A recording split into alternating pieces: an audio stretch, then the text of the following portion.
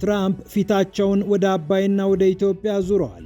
በአባይና በህዳሴ ግድብ ዙሪያ ግብፅንና ኢትዮጵያን አስማማለሁ ቢሉም ለአብደልፈታህ አልሲሲ ለግብፁ ፕሬዝዳንት የጻፉላቸው ደብዳቤ ግን ኢትዮጵያን በተለያዩ መንገዶች ተወቃሽ ማድረግ የመረጠ ይመስላል። የትኛውም ሀገር የአባይን ውሃ ሙሉ ለሙሉ መቆጣጠር የለበትም ያሉበት መስመርም ምን ለማለት ተፈልጎ ነው የሚያስብል ነው። ሁለቱ ሀገራት ወደ ታላቅ ግጭት እንዳይገቡ ማድረግ አለብን ያሉት ትራምፕ በጉዳዩ ላይ አሜሪካ ሚና እንዲኖራት ፈልገዋል።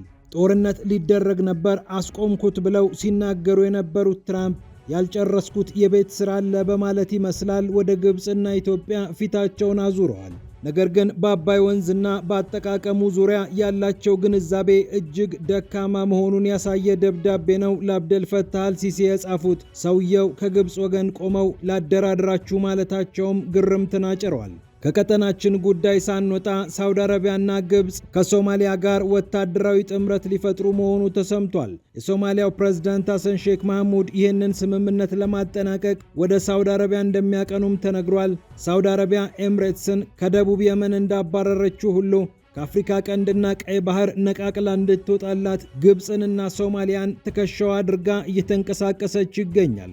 ቀን በቀን አዳዲስ ወታደራዊ ጥምረቶችን እየፈጠረች የምትገኘው ሪያድ አሁን ደግሞ ሶማሊያንና ግብፅን ይዛ ኤምሬትስን ለመፋለም እየተንቀሳቀሰች ትገኛለች።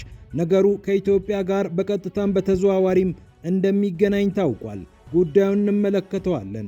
በሌላ በኩል አሜሪካ ግዙፍ የጦር አውሮፕላኖችን መሸከም የሚችሉ ግዙፍ የጦር መርከቦችን ወደ መካከለኛው ምስራቅ እያስጠጋች መሆኑ ታውቋል። እነዚህ የጦር መርከቦች የሚንቀሳቀሱት በኢራን ግጭት ከተፈጠረ የሚፈጠረው ግጭትም የሚራዘም ከሆነ የአሜሪካን ጦር ለመደገፍ እንደሆነ ታውቋል። ይህ እንደተጠበቀ ሆኖ የአሜሪካው ፕሬዝዳንት ዶናልድ ትራምፕ የኢራንን መንግስት በአጭር ምት ብቻ መጣል እንደማይቻል አማካሪዎቻቸው እየነገሯቸው መሆኑ ታውቋል። ነገሩ ወሰብሰብ ብሎባቸዋል።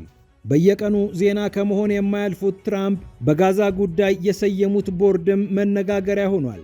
የሰላም ቦርድ ብለው ራሳቸውን ሊቀመንበር አድርገው የሥራ አስፈጻሚ ቦርድ የመሰረቱት የአሜሪካው ፕሬዝዳንት አንድም ፍልስጤማዊ ያልገባበትን አንድም ሴት ያልተካተተችበትን ቦርድ ይፋ አድርገዋል። የቡልጋሪያ ፖለቲከኛ እንኳን ወግ ደርሶት በጋዛ ጉዳይ ሊመክር የሥራ አስፈጻሚ ቦርድ አባል ሲሆን አንድም የፍልስጤም ደም ያለው ሰው በጋዛ የሰላም ቦርድ አለመካተቱ ሰውየው ጋዛን የግል ንብረታቸው ለማድረግ ቆርጠው ተነስተዋል ወይ እንዲባል አድርጓል።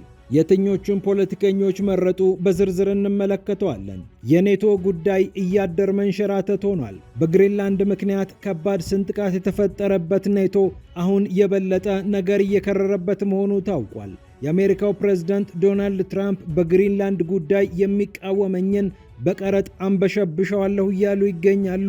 አውሮፓ ሰውየውን እንዴት ማቆም እንዳለበት ግራ ግብት ብሎታል። ጦሩን ቀስ በቀስ ወደ ግሪንላንድ እየላከ የሚገኘው አውሮፓ አሁን ከትራምፕ ጋር ፊት ለፊት እየተፋጠጠ መጥቷል። እንዲሁም የሲአይኤው ዳይሬክተር ወደ ቬንዙዌላ ያደረጉት ሚስጥራዊ ጉዞ እያነጋገረ ይገኛል። የሀገሪቱን ፕሬዝዳንት ኒኮላስ ማዱሮን በቁጥጥር ስር ያዋለው ኦፕሬሽን ያስተባበረው ሲአይኤ አሁን ሀገሪቱን በተጠባባቂ ፕሬዝዳንትነት ከሚመሩት ሴት ጋር ለመገናኘት አይኑን አላሸም። ተጠባባቂዋ ፕሬዝዳንት ዴልቺ ሮድሪገዝም ከሲአይኤ እና ከአሜሪካ ጋር ጠጋ ማለት ጀምረዋል እየተባለ ይገኛል። የተፎከረው ፉከራ ሁሉ አየር ላይ መና ሆኗል። ፒያሳ ኔትወርክን ስትከታተሉ ሁሉንም በጥልቀት ታገኛላችሁ። ፒያሳ ኔትወርክን ሰብስክራይብ፣ ላይክ እና ሼር በማድረግ የፈጣን የተአማኒና የጥልቅ ዘገባዎች ቤተሰቡን ስንል በአክብሮት ጋብዘናል። አሁን ወደ ጉዳዮቻችን አለፍን።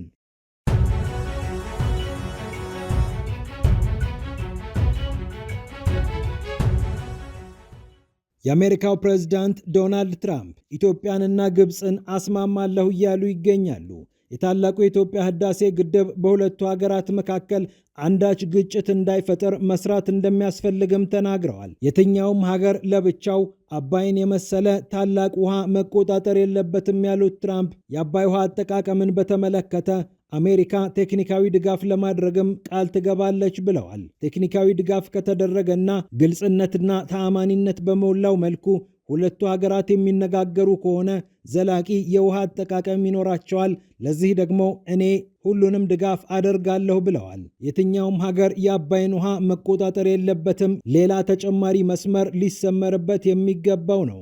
የአባይን ውሃ እቆጣጠራለሁ ያለ ኃይል የትኛው እንደሆነ ትራምፕ ያውቁታል ወይ የሚለው ጥያቄ እንደተጠበቀ ሆኖ ግብፅ ሙሉ ለሙሉ የአባይ ውሃ አይነካብኝ የሚል አቋም ያላትና ኢትዮጵያ ትንሽም ይሁን ትልቅ ግድብ ስትሰራ የምትደነግጥ መሆኗ ግን የአደባባይ ሀቅ ነው። ኢትዮጵያ 86 በመቶ የሚሆነውን የአባይ ውሃ እያዋጣች ወደ ግብፅ የሚሄደውን ውሃ ባለማገድና ባለማስተጓጎል ለዘመናት የቆየች ቢሆንም ራሷ አንድ ግድብ ልትሰራ ስትንቀሳቀስ የነበረው ውዝግብ የሚታወስ ነው። ግብፅ ይህ ግድብ አካባቢውን ኢትዮጵያ ትቆጣጠርበታለች፣ ኃይል እየሸጠች በቀጠናው ትስስር ትፈጥርበታለች ብላ የሰጋችበት እንጂ እውነት የአባይ ውሃን እንደማይቀንስ ጠንቅቃ የምታውቀው ጉዳይ ነው። ኢትዮጵያ ወደ ቀይ ባህርም ወደ አባይም ፊቷን ብታዞር እንዴት ተደርጎ የምትለው ካይሮ አሁን መጠነኛ የሚባል የትራምፕ ድጋፍ ያገኘች ይመስላል። ትራምፕም ይህንን ደብዳቤ ለግብፁ ፕሬዝዳንት አብዱልፈታህ አልሲሲ የጻፉት ከሰሞኑ በእስራኤልና በተለያዩ ጉዳዮች ግብፅ እየተቀየመች መሆኗን ታሳቢ በማድረግ ይመስላል። እርግጥ በርካታ አጀንዳዎች ያሉባቸው ትራምፕ የአባይን ውሃ ምን ያህል ትኩረት ይሰጡታል የሚለው ጉዳይ አጠያያቂ ነው። ትራምፕ ስልታዊ የግብፅን ድጋፍ ለማግኘት ይህንን አድርገዋል ብሎ መጠርጠርም ይቻላል። እስራኤል ከሰሞኑ የምታደርጋቸው ነገሮች ሁሉ ግብፅን እያበገኗት ነውና ይህንን ለማለዘብ ሰውየው ደብዳቤውን ጽፈዋል ብሎ መገመት ቀላል ግምት አይሆንም። የተነሱት ፍሬ ሐሳቦች ግን መሰረታዊ ለውጥ የማያመጡ ለአንድ ወገን ያደሉ እንደሆነ በሚገባ መመልከት ይቻላል።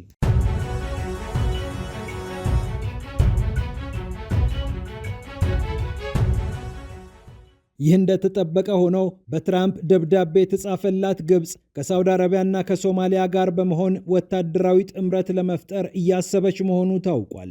በአሁኑ ሰዓት ግን ወታደራዊ ጥምረቱ እንዲፈጠር እየወተወተች የምትገኘው ሳውዲ አረቢያ መሆኗ ታውቋል።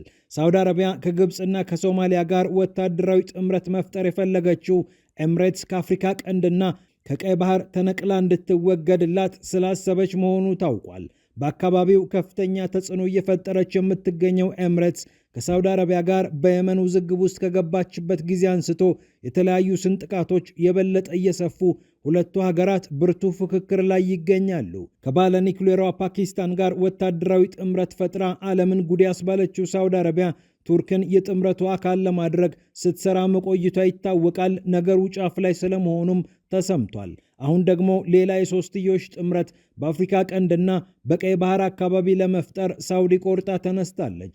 እስራኤል ለሶማሌላንድ እውቅና መስጠቷን ተከትሎ የተፋፋመው የቀጠናው ፖለቲካ አሁን በሳውዲ አረቢያ ገፊነት በግብፅና በሶማሊያ ይበልጥ እየተጋጋለ መጥቷል። የሶማሊያው ፕሬዝዳንት ሐሰን ሼክ መሐሙድም ይህንኑ ጉዳይ ለመፈጸም ወደ ሳውዲ አረቢያ በቅርቡ እንደሚያቀኑ ዘኒው አረብ ዘግቧል። ሳውዲ አረቢያ ዘመናዊ ከተማዎችን በጠረፎቿ ዙሪያ ለመስራት ስትንቀሳቀስ በአካባቢው ሰላም እንዲፈጠርና የበለጠ ጦረኛ ያልሆነ ፖሊሲ ለመከተል ጥረት ስታደርግ ብትቆይም በኤምሬትስ ተበሳጭታ እንዲህ አይነት ድርጊት ውስጥ መግባቷ ዓለም እየታዘበው ያለው ጉዳይ ነው። ይሁንና ከዚህ ቀደምም በሰፊው የተንቀሳቀሰችበት ጦረኛነት አሁንስ ወጥመድ ውስጥ አይጥላትም ወይ የሚለው ጥያቄ እየተጠየቀ ይገኛል።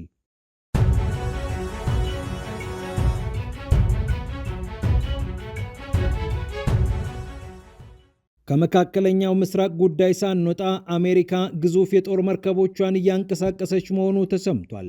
አንዳንዶች ሊንከን የተባለው የአሜሪካ የጦር መርከብ ወደ መካከለኛው ምስራቅ ገብቷል እያሉ ይገኛሉ። ፎክስ ኒውስ እንደዘገበው ወይ ሊንከን ወይ ሌሎች የጦር መርከቦች ከአሜሪካ የተለያዩ አካባቢዎች ተነስተው ወደ መካከለኛው ምስራቅ እየገሰገሱ ይገኛሉ። አሜሪካ ኢራን ላይ ወታደራዊ ጥቃት ብትፈጽም እንደ ከዚህ ቀደሙ በአጭር ጊዜ ትገላገላለች ተብሎ አይታሰብም። ኢራንን መምታት ከዚህ በኋላ የበለጠ ቀጠናዊ ቀውስ ሊፈጥር እንደሚችል ወታደራዊ ተንታኞች እየገለጹ ይገኛሉ። እንደ ኤንቢሲ ዘገባ የአሜሪካው ፕሬዝዳንት ዶናልድ ትራምፕ አማካሪዎች አሜሪካ ኢራን ላይ ጥቃት ብትፈጽም ነገሩ በአጭር ጊዜ ይቋጫል ወይም የኢራን መንግስት ይወድቃል ማለት አይደለም በሚል እያማከሯቸው እንደሆነ እየተዘገበ ይገኛል።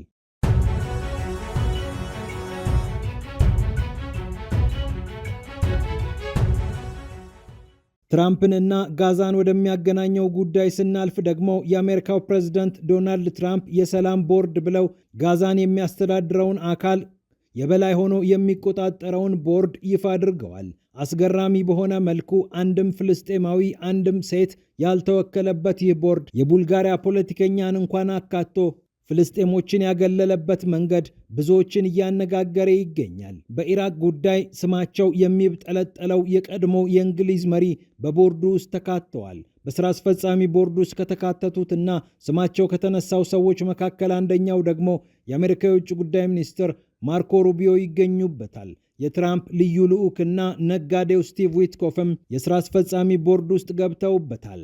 ጃሬድ ኩሽነር የትራምፕ ልጅ ባለቤት በወሳኝ የትራምፕ መልእክቶች ላይ የማይጠፉት ሰው፣ በጋዛ ትልቅ ኢኮኖሚያዊ አቅም አለ፣ ልንጠቀምበት ይገባል ያሉት ጃሬድ ኩሽነር ተካተዋል። ማርክ ሮዋን ሌላኛው ስም ነው። ቢሊዮነሩ ማርክ ሮዋን አፖሎ ግሎባል ማኔጅመንት የተባለውን ኩባንያ በስራ አስፈጻሚነት ይመራሉ። አጄይ ባንጋ የዓለም ባንክ ፕሬዝዳንት ናቸው። የቀድሞ ፕሬዝዳንት ባራክ ኦባማንም ሲያማክሩ ቆይተዋል። በህንድ የተወለዱት ባንጃ የጋዛን ጉዳይ እንዲያማክሩ በስራ አስፈጻሚ ቦርድ ውስጥ ተካተዋል። የአሜሪካ የብሔራዊ ጸጥታ አማካሪ የሆኑት ሮበርት ጋብርኤልም በስራ አስፈጻሚ ቦርድ ውስጥ የተካተቱ ሌላው ስም ናቸው። ኒኮላይ ምላዴኖቭ ቡልጋሪያዊ ፖለቲከኛ ናቸው። በተባበሩት መንግስታት የመካከለኛው ምስራቅ ልዩ ልዑክ ሆነው ሰርተዋል። እኒህ ሰዎች የተካተቱበትን ቦርድ ነው ፍልስጤማውያን እንዳይገቡበት የተደረገው።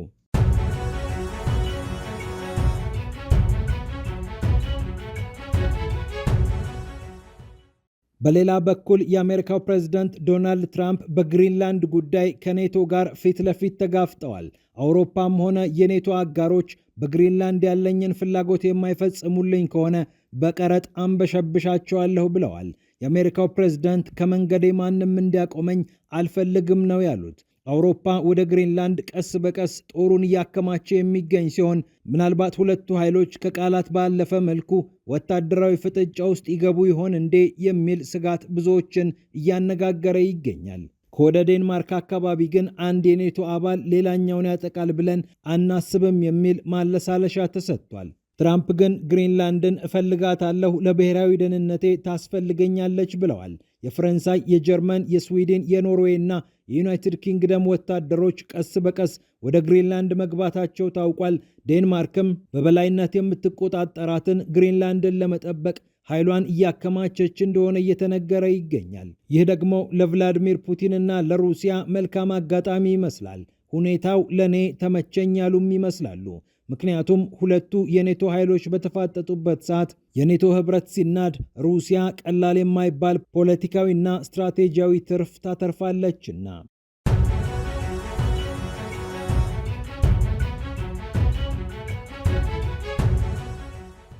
በመጨረሻም የሲአይኤው ዳይሬክተር ጆን ራትክሊፍ ወደ ቬንዙዌላ አቅንተው እንደነበር ተሰምቷል። ሐሙስ ዕለት አድርገውታል የተባለው ጉዞ መነጋገሪያ ሆኗል። ሰውየው ቬንዙዌላ ካራካስ የደረሱት ከ12 ቀናት በፊት የእርሳቸው ኃይል ሲአይኤ ኒኮላስ ማዱሮን ወደ አሜሪካ ያመጣ ኦፕሬሽን ከፈጸመ በኋላ ነበር። የአሜሪካውን ፕሬዝዳንት ዶናልድ ትራምፕ መልእክት ይዘው ነው የሲአይኤው ዳይሬክተር ጆን ራትክሊፍ ወደ ካራካስ ቬንዙዌላ ያቀኑት። ተጠባባቂ ፕሬዝዳንቷን ዴልቺ ሮድሪገዝንም አግኝተዋል ነው የተባለው።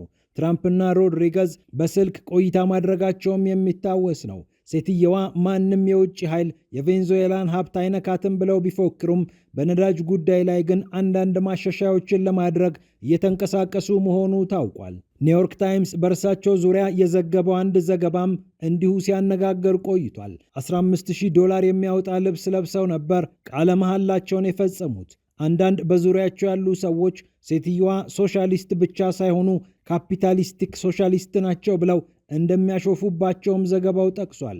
ሴትየዋ ተራማጅ ናቸው፣ መነጋገር ይችላሉ ተብለው በትራምፕ ደጋፊዎች እየተሞገሱም ይገኛሉ።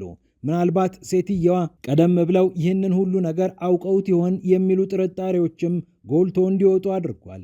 ምክንያቱም በአንድ ጊዜ ነው ከአሜሪካ ጋር መስራት የጀመሩት። በእርግጥ የኒኮላስ ማዱሮ ሁኔታ አስደንግጧቸው አድርገውት ሊሆን ይችላል የሚል ጥርጣሬም አለ።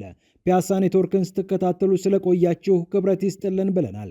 ፒያሳ ኔትወርክን ሰብስክራይብ፣ ላይክ እና ሼር በማድረግ የፈጣን የተአማኒና የጥልቅ ዘገባዎች ቤተሰቡን ስንል በአክብሮት ጋብዘናል። ሰላም ለዓለማችን።